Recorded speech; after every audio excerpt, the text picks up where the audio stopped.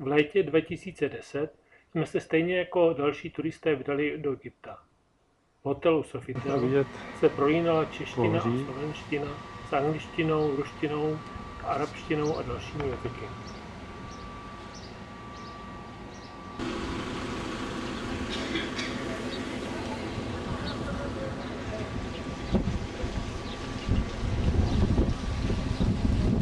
První pohled z recepce hotelu. Sousední hotel. Je švédský stůl, kde si je možno vybrat si, kde se nacházejí bazény. Bazén pro děti a pozadí je bazén s mořskou vodou a nahoře se nachází vířivka. Un pasito pa'lante María, 1, 2, 3, un pasito pa'lante, 1, 2, 3.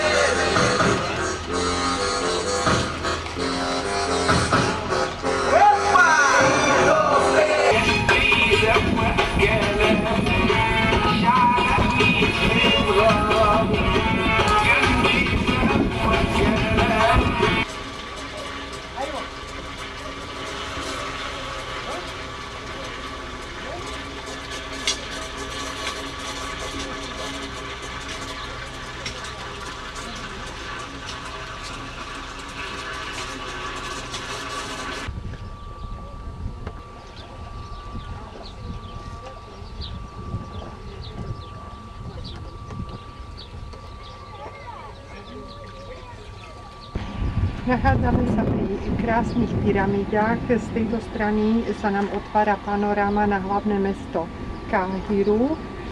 Charakteristická je práve tým, že domy sú tu takmer nedostávané, čo svedčí o tom, že rodiny, ktoré v nich bývajú, tak sa snažia vždy každé poschodie prenajať pre ďalšieho potomka, pre syna, a tým pádom sa vlastne tá rodina stáva celistvou a nerozchádza sa.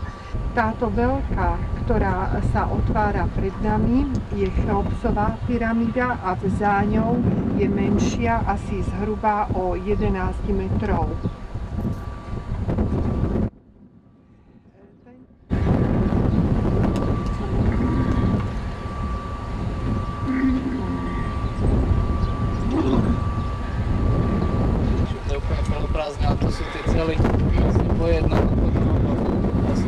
Hradby vysoké 11 metrov, hrúbka dokonca 24 metrov podľa toho, či je znútra niečo tam pripojené k ním alebo nie.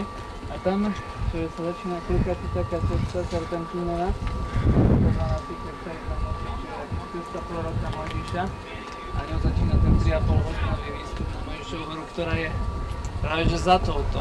Zatím, co ještě v červnu minulého roku Egypt žil svým poklidným tempem, je nyní na konci ledna situace v Káhiře, v jejíž blízkosti se nachází Cheopsova pyramida, zcela odlišná.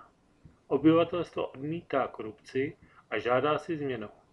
Jde o to, zda i do budoucna bude tato země tak přívětivá i pro cizince.